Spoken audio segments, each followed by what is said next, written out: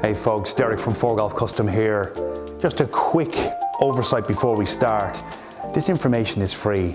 We give up the time, we produce the videos, we give you some good insights into custom fitting and how this product works. So do me a huge favor, would you like the video and maybe subscribe to the channel? It helps us a lot. Lets us see that what we're doing is worthwhile and also gets the information out there. So give us a like, give us a subscribe if you haven't before, and we really appreciate you watching the video. Right, this is Callaway's latest launch. This is the Elyte Driver from Callaway.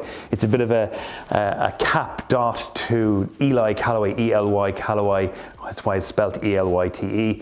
Eli Callaway was the founder of Callaway Golf way back when. The great luxury of meeting himself and his chief designer, Richard Helmstetter, and had lunch with both gentlemen way back in the day when they asked me to come over and visit them in Callaway and Carlsbad. It was a great visit, and Eli's been one of those people I've looked up to all my life. So, the Elyte Driver, right, it comes in 3 heads. There's actually a 4th mini driver head. I'm going to do a separate video on that later on in the season, so subscribe to the channel, hit the bell, and you'll see that mini driver review coming down the road. This driver is coming out at the end of January. We'll be fitting it probably from around the middle of Jan. So this driver, the fitting set stuff will arrive here middle of Jan and be ready at retail for the end of January. But here's my, I guess, insights into what I sense, what I feel from it, and how this is going to work for me fitting wise. There's 3 heads, like I said. There's the Elyte head, the normal head, the standard head, if that's what you want to call it. Comes in 3 lofts, 9, 10.5 and 12. It has a new carbon fiber crown. Now what's new about this? Well, it's thermocarbon. This is basically an aerospace material. Whenever you're using carbon fiber, what basically is happening is it's taking weight away from places where you don't need it and giving it back then to people like me or designers and say, here's more weight, where do you want to put it? In this case, it's got 3 ports at the back of the club head. There's a fade, a center, and a draw bias. This weight is 13 grams. It has a fairly big effect on how the club head works through the air. And I'll be using that weight to kind of, I guess, stabilize the head based on the miss. The thing I've noticed a lot about this is this new AI 10X face that they've designed. So this is an AI designed face. How this is working from an AI perspective is artificial intelligence is tracking strikes across the face, real-time strikes in terms of ball flight, and then it's working out how to design the face in order to retain the speed across the face. That's the big thing. In terms of missing, it's not actually having a big effect in terms of miss. That's what the weights are for, and obviously that's what the hosel is for. I'll talk about the hosel as well in a minute. When you move that weight around the club head, when it's very lightweight in other places, it does have a fairly profound effect on how the club head wants to move. How I'm using it is, I'm taking the hosel, and I'm working the hosel in terms of the actual geometry of the head. So whether I wanted to launch a little higher where it's more in a plus position or it's more in the draw setting. And then I'm moving the weight then to work with that based on the strike. So for instance, if I want the ball to draw more, I'm drawing it on the hosel, I'm drawing it on the weight, and I'm using a shaft that has a little bit more torque in it. Speaking of shafts, this shaft that comes in this standard head is their Denali. They're using a Denali 50 and 60. They've also got a Mitsubishi in there, a Vanquish product that you can use. Standard shaft offering is okay. Maybe get fitted for this, maybe look at some other shaft options, but the shaft that comes with it is pretty decent. To be fair, that Denali is quite nice. Go for heavier if you want the ball flight a little bit lower, but the spin on this thing is really low. But what I have noticed mostly from this driver is its retention speed irrespective of where it's struck. Let me maybe show you something on TrackMan real quick so you can see that. Okay, so let's have a quick look at this. This is just an idea of the speed and strike. So you can see here, got a toe strike going on here with this driver, and you can obviously see that it's missing to the left, so it is actually moving in the air. But look at the retention of speed irrespective of the strike, and I hit quite a few across the face here. This is off 100 miles an hour ball speed, 145, 145, 146, 146, 150, 149, 148. I can't see this thing dropping more than 5 miles an hour irrespective of the strike off the face. And that, my friends, is seriously impressive from this driver. The spin is low on this thing, so be careful about your loft choice. Right. Lengthwise, this thing is coming off the rack at 45.75 inches. That's quite long. So be careful about maybe how you're using the length of that shaft to try and get that speed up. You don't want to have it too off center strike, so maybe get fitted in terms of the shaft length, and be careful about just going with standard length. It's quite long. You might want something a little shorter. The hosel, right. I think that this is probably the best hosel currently available in the fitting side of things. The reason being is it doesn't affect the face angle if you want to adjust the loft.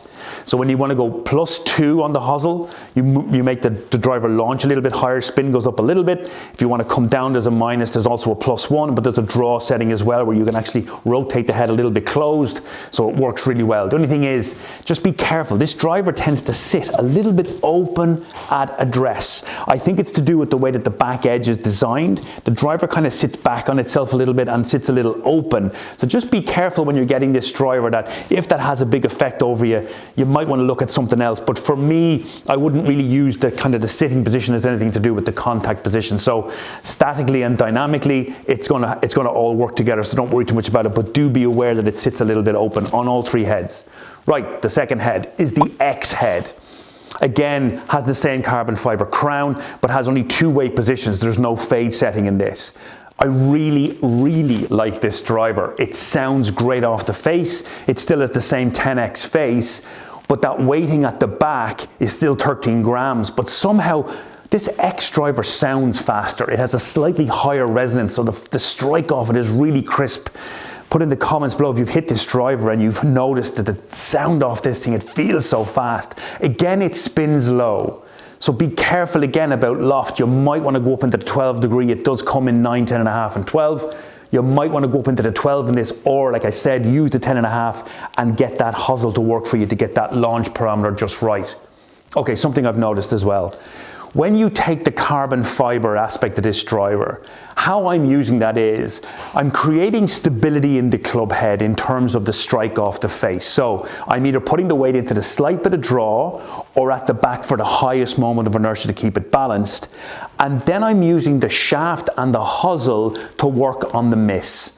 Don't think that the face is designed in such a way that it's going to protect the miss that much. It's not. It's to do with the weighting at the back and then where you position the hosel and then how you tie that together with the dynamics of the shaft.